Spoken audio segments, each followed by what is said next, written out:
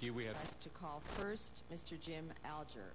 So, Mr. Alger, will you please come forward, to be followed by Michael Cohen, Jeff Jacoberger, and then Elizabeth McClellan. Then we'll call the rest. Good morning. What a long year it's been, and we've come a long way in 480 days since this whole thing first started. And Councilman Cardenas, this whole thing first started in your committee, you might remember, when the Department of Water Power came forward and they said they want an 18% rate hike. And they called each and every council member here, and they said the sky would fall if we did not get 18%.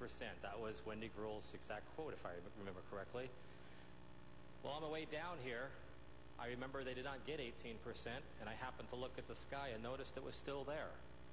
And that is what brought us here today. That's what brought us to the DWP MOU. 42 neighborhood councils have signed on this MOU. 2 more came in last night. To answer the question as to why only 42 are on, it takes a little while to get these things on the agenda, and the MOU was only signed off by the DWP last week.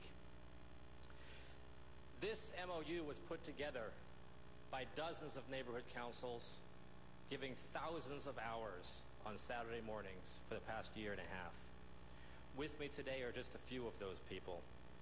Elizabeth McClellan, Lula Bishop with the Empowerment Congress Southeast area, Jeffrey Jacoberger, Mid-City West Neighborhood Council, Rusty Millar with the Silver Lake Neighborhood Council, Michael Cohen with Reseda, Joe Martin with Porter Ranch, Robert Bosch with Winnetka, Ken Draper with Mid-City West, Soledad Garcia, Coastal San Pedro, George Chung with Mar Vista, Louise Clark Stone with Sunland Tujunga, Jackie Lameshaw with Winnetka, and Dan Wiseman with Van Nuys. These are just to name a few. And I would like Channel 35 to take the camera off me for a moment and put the camera on them, because these are the people that represent 1.5 million Angelenos here today. We do not see the need for this to be 245, although we have no problem with this going before committees.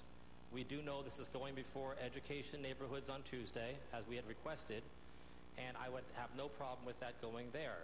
We do not see the reason to have this 245 at this time, because the only legal rationale for 245ing it is to give the ability to veto it.